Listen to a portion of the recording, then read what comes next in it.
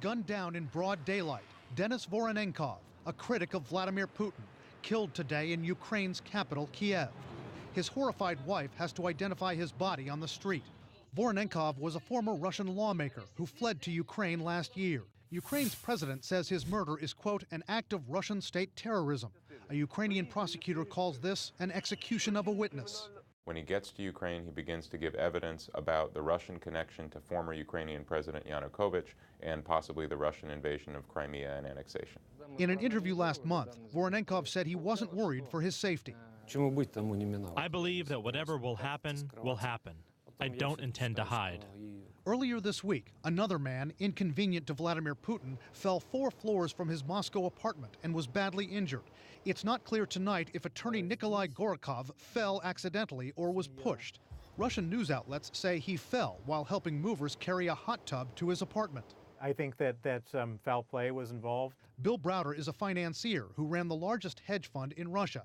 He was the boss of a Russian whistleblower named Sergei Magnitsky. Magnitsky died in Russian custody in 2009 after uncovering a massive fraud which he and Browder alleged Russian officials committed against their firm. The victim of the fall, Nikolai Gorakov, had represented Magnitsky.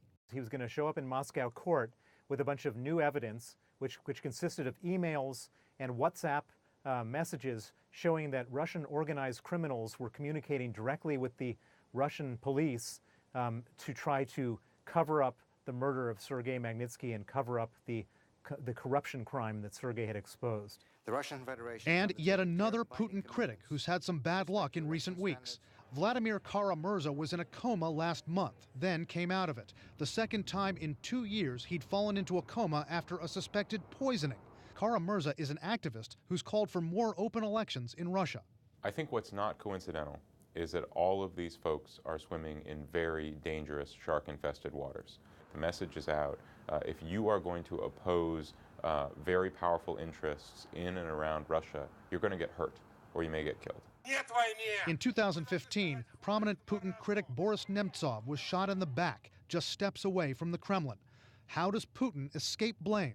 It could be a nod of, get him, and then there are layers and layers and layers, and there's no specific order or a time or any kind of crushing evidence that links him.